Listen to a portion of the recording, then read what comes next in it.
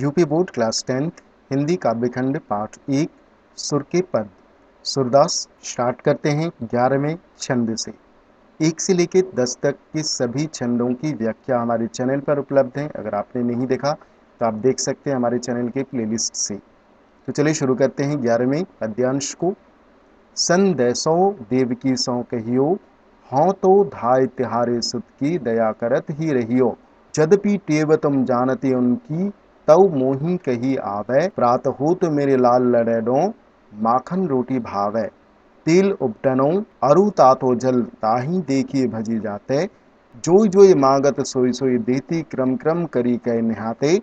सुर पथिक सन मोही रहने दिन, बढ़ियो रहत और सोच।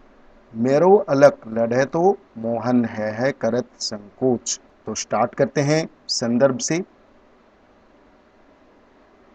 संदर्भ में आपको क्या लिखना है कि प्रस्तुत पद्यांश हमारी पाठ्य पुस्तक हिंदी के काव्य खंड में संकलित पद शीर्षक से लिया गया है और यह पद्य श्री सूरदास द्वारा रचित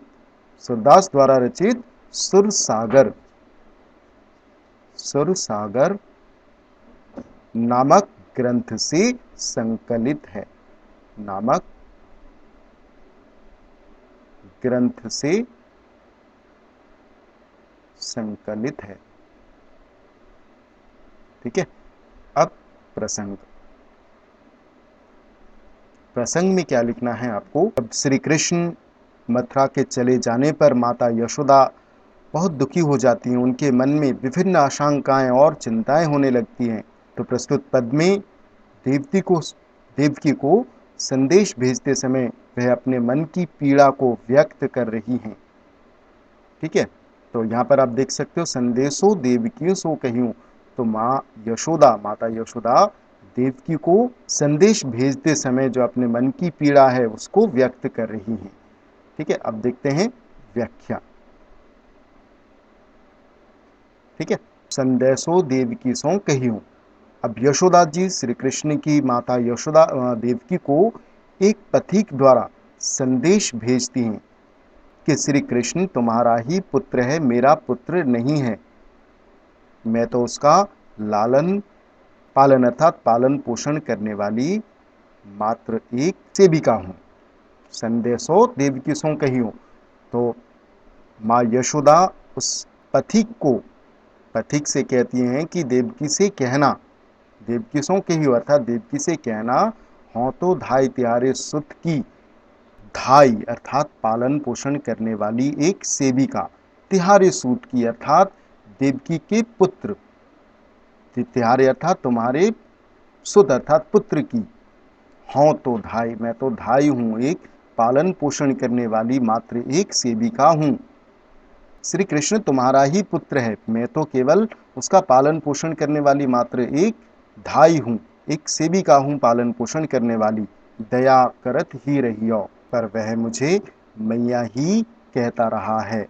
यद्यपि टेव तुम जानते उनकी, तव मोही कही आवे। यद्यपि अर्थात यद्यपि तुम उनकी अर्थात श्री कृष्ण की, टेव अर्थात आदतें जानती हो।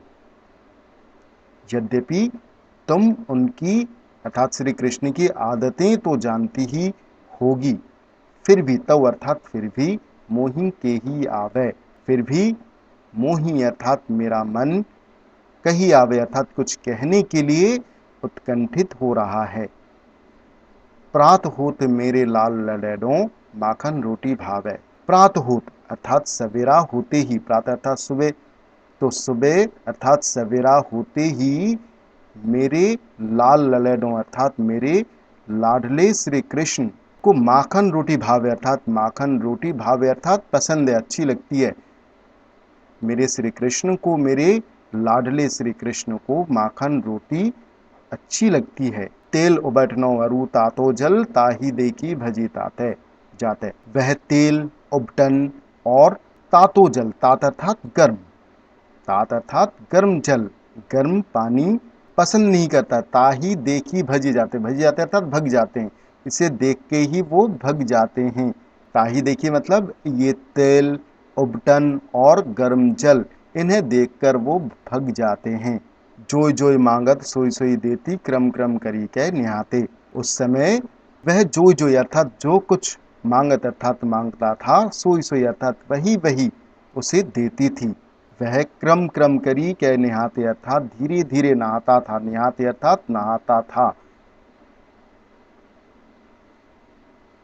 नहाता था। और क्रम क्रम अर्थात धीरे धीरे, तब वह धीरे धीरे नहाता था। अर्थात नहाते समय जो जो वो मांगता था वही वही मैं उसे देती थी, तब वह धीरे धीरे नहाता था।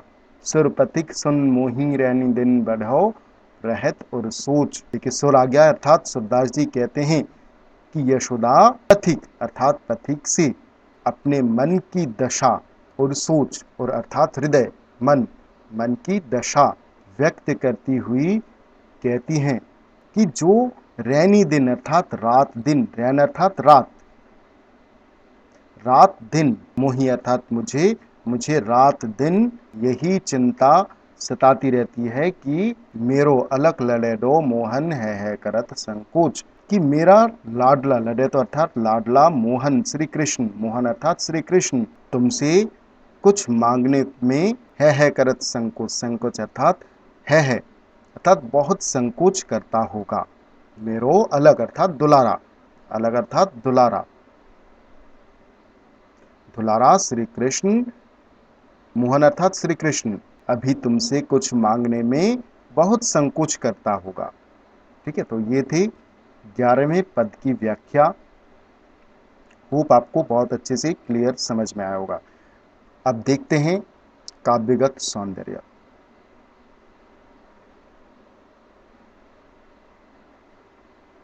काव्यगत सौंदर्य में सबसे पहला पॉइंट आता है भाषा। भाषा, इसमें ब्रज भाषा का प्रयोग हुआ है। ठीक है, दूसरा पॉइंट है छंद। छंद इसमें गेय पद है। तीसरा पॉइंट है गुण। गुण इसमें माधुर्य गुण है। और चौथा पॉइंट है रस। रस इसमें वात्सल्य रस है, वात्सल्य की बात हो रही है यहां पर, इसलिए वात्सल्य रस का प्रयोग इसमें हुआ है। अगला पॉइंट है, पांचवा पॉइंट है, बहुत इंपॉर्टेंट है, अलंकार। ठीक है, अलंकार में देखिए लाल ललेडों, इसमें ल, इसमें भी ल वर्ण की पुनरावृत्ति हो रही है, जिसके कारण यहां पर सीधा सा बिल्कुल अनुप्रास अलंकार है, कुछ देखने की जरूरत नहीं है, आप सीधा लिख सकते हो अनुप्रास अलंकार। ठीक है, अब देखो इसमें जोई जोई, सोई सोई, क्रम क्रम, इसमें शब्दों की पुनरावृत्ति हो रही है।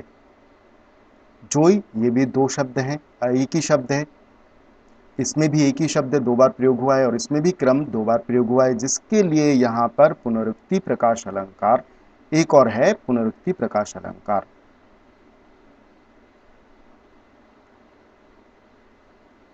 पुनरुक्ति प्रकाश, ये है पुनरुक्ति प्रकाश अलंकार।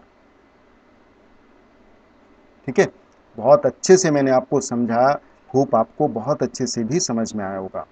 ठीक है, तो मिलते हैं अगले वीडियो में। Thank you.